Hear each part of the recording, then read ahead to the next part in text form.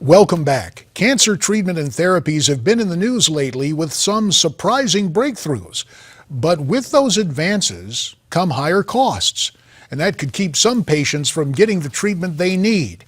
If the costs for cancer treatments essentially stay the same as today's, by 2020, they're still going to rise about 27% to $158 billion. And if those treatment costs really go up, we could be spending $207 billion a year to try and treat this deadly disease. For more on the story, we're pleased to be joined by the director of Becker Friedman's Institute's Healthcare Research Program, Dr. Thomas J. Philipson. He's also co-founder of Precision Health Economics and the Daniel Levin Chair of Public Policy at the University of Chicago, also a former economic advisor to the FDA. And from our Florida newsroom, it's Newsmax Deputy Health Editor Nick Tate. Nick is the co-author of Da Vinci's Baby Boomer Survival Guide, and he's also the author of the #1 New York Times best-selling Obamacare Survival Guide. And likewise from Newsmax Washington, our friend Jack Berkman is here.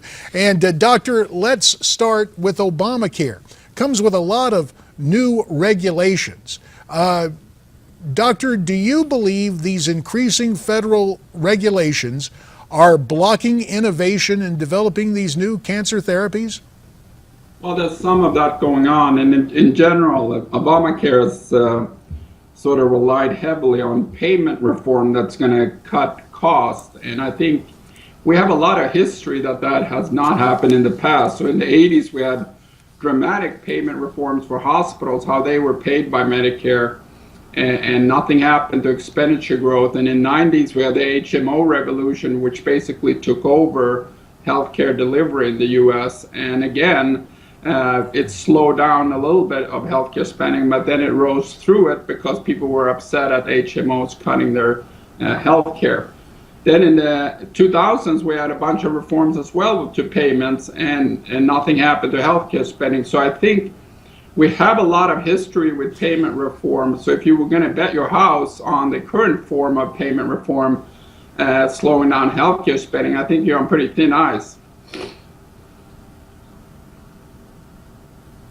Let me turn to my friend Nick Tate. Nick, we just heard the doctor outline all these different changes trying to deal with the cost of cancer care and with other treatments, with new innovations. Nick, what do you see as the fundamental problem or challenge moving ahead in the near future? There are no cost controls in all of these healthcare reforms. We're spending $1 trillion over 10 years to implement all these reforms to our healthcare system, and yet nothing is being done to really increase access to the most advanced cancer care, lower those costs. In this country, we know we spend twice as much per capita on healthcare than virtually every other country in the world, and those costs, as we know from the study on cancer, are going to expand dramatically over the next 5 years. So my question to the doctor really is, what do we need to do to make sure that we can guarantee to cancer patients that they're going to get the best care that they can in an affordable way? What does Congress, what does Washington, what do policymakers need to do? And is there some opportunity here for insurance companies and others in the healthcare industry to try to keep those costs down? We know HMOs aren't doing it. We know that PPOs aren't really doing it. What's out there that could be and should be done to help cancer patients get the access to the care they need? Well, that's a very good question, and there's a couple of comments first that I want to raise. One is we did a pretty big study on the cancer care in Europe versus U.S. because it gets mentioned a lot that U.S. are spending too much. Actually, this study was discussed by Obama's economic team in his economic report of the president when it came out a year and a half ago. And what the study showed was essentially that in the U.S. you do a lot better as a cancer patient. Conditional on diagnosis, you live a lot longer, about a year and a half for 15 cancers on average in the U.S. compared to Europe. We're also, however, spending a lot more than Europe, and that's increased over time.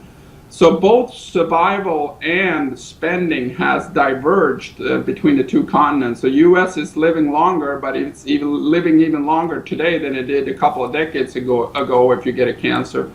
But it's also spending more. Now, the punchline of that study was not that we're spending too much. The punchline was that Europe is spending too little, that we actually are getting our money's worth in terms of extra longevity in the U.S. compared to Europe. Now, I can also talk about payment reforms that might work if you want to have that discussion. But I think as going into this debate, I think it's been a misguided debate because you actually are getting your money's worth as a cancer patient in the U.S. compared to Europe. But if the costs Doctor, are let me ask you unaffordable this. for people... Go ahead, Jack. I'm sorry. Sorry, doctor, I didn't mean to cut you off. Let me ask you this. You know, if you look at the last 30 years, the profit motive, it would seem to me, has made many wonderful cancer drugs that have brought cancer rates down, cancer cure rates have gone up. Are you worried that with Obamacare, the profit motive is gone? A lot of these miracle drugs and cures just won't be there anymore. Yeah, that's a big issue. So the way to think about this, in my view, is that what people focus on is the cost of care, and what they should focus on is the cost of health, or the price of health. What do I mean by that? Suppose we look at, for example, outside cancer and HIV, which is more dramatic. HIV before 1996 was a death sentence. You had about a year of survival, roughly, if you got AIDS. And then, of course, in the 90s, in 96 in particular, the heart treatments came on the market. And what that meant was essentially, before 1996, the price of buying a longer life was infinite, essentially. You couldn't go anywhere on the market to buy a longer life. Once those drugs came on the market, regardless of the price of the drug, you lowered the price of health, meaning you now made a completely inaffordable health gain affordable. Whatever the price of the drug was, it would have been an improvement. And people miss that many, many times, that they look at the price of healthcare, in particular in HIV. People were screaming at these companies. They were turning over their booths at conferences for their high drug prices, even though the price of living longer went down dramatically. And now, obviously, these things, some of them are generic, and people can buy them much more affordable. Dr. Tomas Philipson, time has gotten in our way here. We want to have you back real soon to talk more about cancer therapies and how we deal with the cost. A reminder, Nick Tate's book is Da Vinci's Baby Boomer Survival Guide. You can get it by going to babyboomer711.com. And now, a national weather update. This weather is sponsored by eVoice. Simple, affordable, better. Hi, I'm Jessica Reyes with your weather from coast to coast. We're going to start off with the good news. Warm and dry across the four corners with mainly sunny skies into Bakersfield and Flagstaff, Arizona as well. Not so much the further eastward we move because we're dealing with showers and thunderstorms and lots of it. Localized flood throughout a lot of road closures as you step out today into parts of Texas, into parts of the Gulf of Mexico, pretty much across most of the eastern portion of the country. So take it easy as you head out. Again, even into parts of Florida, not so much across southern portions of the state where it's mainly sunny, especially into parts of Miami. So if you're heading out, that's a good place to be today.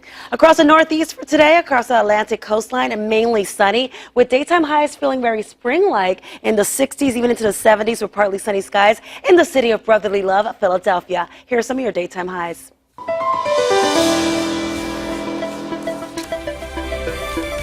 Well, spring has sprung. Jessica's got that little allergy thing going on, and so do I. We're all going to try to get over that as we enjoy the warmer temperatures. Speaking of things warming up, certainly that is the case with the presidential campaigns, Hillary's announcement yesterday, and of course, Marco Rubio's announcement expected later today. Topics for our political panel. We'll get to that as America's Forum continues here on Newsmax TV.